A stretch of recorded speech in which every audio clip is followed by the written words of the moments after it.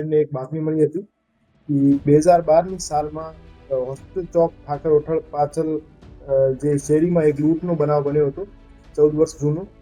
એમાં ભાગબટાઈનો એક વિવાદ ચાલતો હોય અને ભાગબટાઈના પૈસાને લઈને એક માણસો જે છે, આરોપી જે છે, એક જગ્યાએ ભેગા થયેલા હોય તો ટીમ દ્વારા ત્યાં રેડ કરવામાં આવેલ હતી અને 3 આરોપીઓને એ ડિવિઝન પોલીસ સ્ટેશનના જે અનડિટેક્ટેડ લૂંટના ગુના હતા એમાં 2.5 લાખ જેવી રોકડ રકમ સાથે એમને અટક કરવામાં આવેલ છે અને 2012નો જે ગુનો છે એ ડિટેક્ટ કરવામાં આવેલ છે.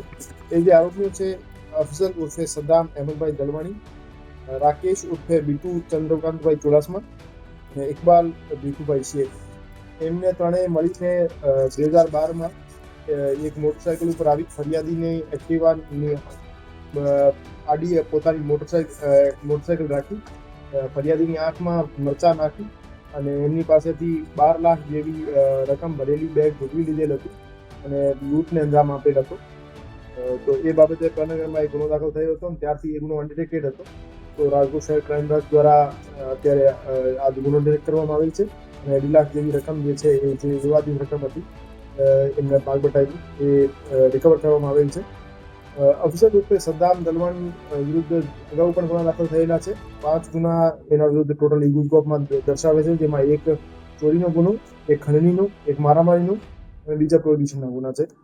અને રાકેશ ઉર્ફે બીટુ ચુડાસમા જે છે એના વિરુદ્ધ જુનાગઢમાં 2 પ્રોહિબિશન એક્ટ હેઠળ ગુના દાખલ થયેલા છે. અને આરોપી ઇકબાલભાઈ શેખ વિરુદ્ધ રાજકોટ શહેરમાં જુગારધારાના 3 ગુના દાખલ થયેલા છે. આ રીતે આ તમામ આરોપીઓ ગુનાહિત ઇતિહાસ ધરાવે છે અને પ્રનગર પોલીસ સ્ટેશનમાં આ જે બનાવ બન્યો હતો એના 5 મહિના પછી પોપટપરા નાળા પાસે એક લૂંટનો બનાવ બન્યો હતો. એમાં પણ રાકેશ અને જે અફઝલ હતા એ ઇન્વોલ્વ.